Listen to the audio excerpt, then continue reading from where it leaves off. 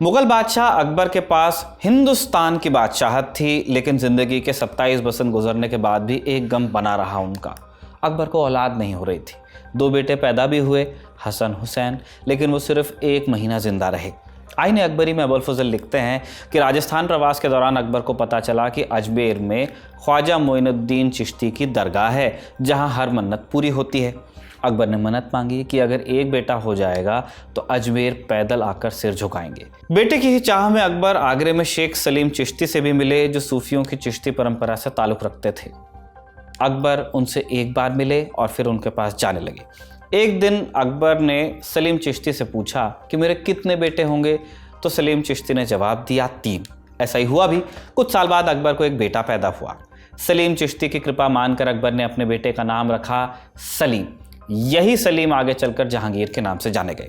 जहांगीर के बारे में सलीम चिश्ती ने एक और भविष्यवाणी की थी। किस्सा यूं है कि एक बार अकबर ने सलीम चिश्ती से पूछा कि हुजूर आप इस दुनिया में कब तक रहेंगे। इस पर सलीम चिश्ती ने जवाब दिया कि जिस रोज़ शहजादा सलीम अपना पहला सबक याद कर लेगा और उसे हूबहू दोहरा देगा, उस दिन मैं दुनिया से चला जाऊंगा। N intimate portrait of a great Mughal Jahangir में पार्वती शर्मा लिखती हैं कि सलीम चिश्ती की ये बात सुनने के बाद अकबर ने शहजादे का पढ़ना लिखना बंद करवा दिया। लेकिन फिर ऐसा हुआ कि एक रोज़ सलीम ने कुछ सुना और उसे वैसा का वैसा दोहरा दिया। अगले ही रोज़ शेख सलीम चिश्ती की तबीयत ख़राब होने लगी और कुछ दिन बाद ही वो दुनिया से कूच कर गए। सलीम चिश्ती की मौत के बाद भी अकबर ने अजमेर शरीफ जाना जारी रखा और ज़िंदगी भर दरगाह को खूब सारा दान भी दिया। अकबर ने सलीम के पैदा होने के बाद अजमेर शरीफ में कढ़ाई चढ़ावे में दी, जिसका इस्तेमाल आज तक होता है।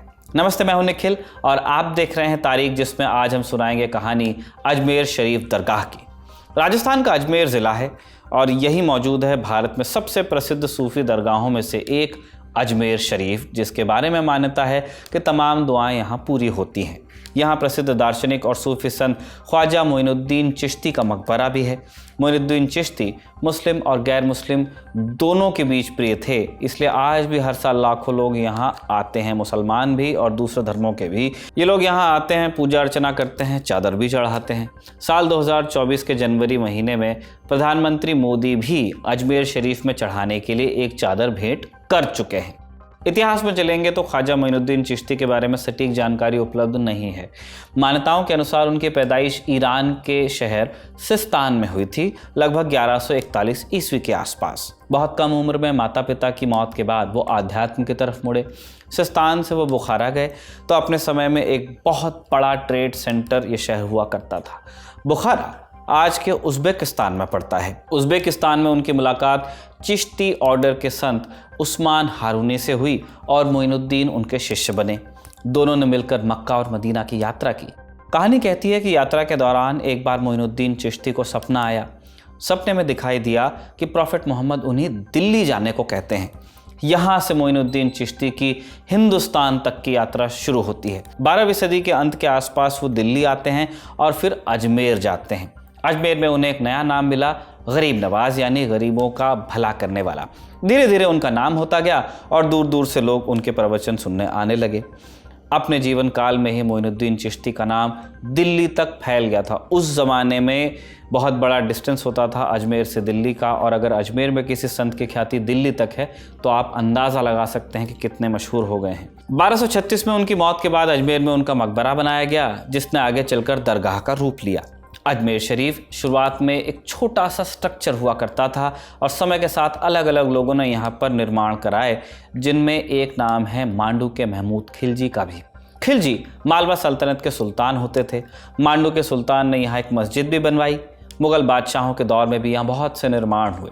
शुरुआत में हमने आपको जो किस्सा सुनाया उससे मुग़लों के अजमेर शरीफ से ख़ास रिश्ते का पता चलता है। बाकायदा शाहजहाँ के 2 बच्चे दारा शिकोह और उनकी बड़ी बेटी जहाँ आरा का जन्म भी अजमेर में ही हुआ। जहाँ आरा ख्वाजा मोइनुद्दीन को बहुत मानती थी और उन्होंने मोइनुद्दीन चिश्ती की एक बायोग्राफी भी लिखी थी। मुग़लों के अलावा दूसरे राजघरानों की बात करते हैं तो मोहम्मद बिन तुगलक, शेरशाह सूरी, यहाँ तक कि हैदराबाद के निज़ाम भी अजमेर शरीफ को संरक्षण देते रहे। आधुनिक समय में आए तो साल 1911 में जब दिल्ली में जॉर्ज पंचम की ताजपोशी होती है, रानी मैरी ने इस दौरान अजमेर का दौरा किया और वो अजमेर शरीफ भी गई। दरगाह की एक टंकी की मरम्मत के लिए रानी ने बाकायदा 1500 रुपये दिए थे, जिसके चलते इस टंकी यानी हौज को विक्टोरिया टैंक के नाम से आज भी जानते हैं। आर्किटेक्चर की बात करें तो अजमेर शरीफ में 2 विशाल आंगन हैं, जिनके इर्द गिर्द सफ़ेद संगमरमर की इमारतें हैं। बीचों बीच अकबरी मस्जिद है, जिसे मुगल बादशाह शाहजहां ने बनवाया। दरगाह में ख्वाजा मोइनुद्दीन चिश्ती का मकबरा है, जिसके ऊपर एक गुंबद है। साथ ही उनके परिवार वालों की 8 कब्रें भी यहीं हैं। मुगल परिवार के कई मेंबर्स, शाहजहां की बेटी और जहांगीर की एक बेटी भी यहाँ दफनाए गए थे। इनके अलावा अजमेर शरीफ में 3 गेट्स हैं। पहला निज़ाम गेट, जैसा हैदराबाद के निज़ाम मीर उस्मान अली ने बनवाया। बाकी 2 गेट्स के नाम है जन्नती दरवाज़ा और बुलंद दरवाज़ा। चांदी का बना जन्नती दरवाज़ा साल में सिर्फ 4 बार खोला जाता है, जबकि बुलंद दरवाजे के ऊपर हर साल उर्स के मौके पर एक झंडा फहराया जाता है। इस रोज़ यहाँ एक बड़ा आयोजन भी होता है। ख्वाजा मोइनुद्दीन चिश्ती का उर्स हर साल इस्लामिक कैलेंडर के हिसाब से रजब के महीने में मनाया जाता है। इस दौरान हज़ारों लोग इस दरगाह में आते हैं। दिल्ली में महरौली स्थित कुतुबुद्दीन बख्तियार काकी की दरगाह से एक जुलूस 400 किलोमीटर चलकर अजमेर तक जाता है। इस जुलूस में हिस्सा लेने वालों को कलंदर कहा जाता है। उर्स के दौरान खाना पकाने के लिए दरगाह में 2 विशाल देग इस्तेमाल होती हैं। इनमें से एक बादशाह अकबर ने गिफ्ट की थी या चढ़ावे में दी थी, दूसरी जहांगीर ने। बड़ी देग का डायमीटर 10 फीट है। इसमें चावल, चीनी, घी और ड्राई फ्रूट मिलाकर तबर्रुक यानी एक प्रकार का प्रसाद तैयार किया जाता है। बड़ी देग में एक बार में 2800 किलो चावल पक सकता है, जबकि छोटी देग में 1100 किलो। जैसा हमने पहले बताया, हर साल लाखों लोग दरगाह आते हैं। दरगाह की दुनिया भर में मान्यता है, अलग अलग धर्मों में मान्यता है। लेकिन कुछ दशक पहले इस दरगाह के खादिम यानी देखरेख करने वालों का नाम एक ऐसे केस में आया जिसने अजमेर ही नहीं पूरे मुल्क को हिला दिया।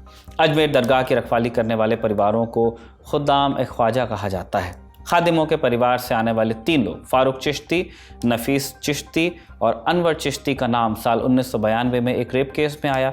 ये लोग स्कूल की लड़कियों को फार्म हाउस पर बुला बुला कर रेप करते और फिर उनकी पिक्चर्स खींचकर उन्हें ब्लैकमेल करते। धार्मिक रसूख रखने के साथ साथ ये तीनों यूथ कांग्रेस के लीडर्स भी थे। कहा जाता है कि इस केस में कई और नेता और सरकारी अधिकारी भी शामिल थे, इसलिए लंबे समय तक मामला दबा रहा। 1992 में एक स्थानीय अखबार में खबर छपने के बाद इस स्कैंडल का भांडा फूटा, लोग सड़क पर उतरे। तब जाकर सरकार ने इस केस की जांच सीआईडी को सौंपी और इस केस में 8 लोगों को अदालत से आजीवन कारावास की सज़ा सुनाई गई। इसी नोट पर आज का एपिसोड हम कंक्लूड कर रहे हैं। इसे कमल ने लिखा और जतिन ने रिकॉर्ड किया। आप देखते रहिए दी लल्लन टॉप।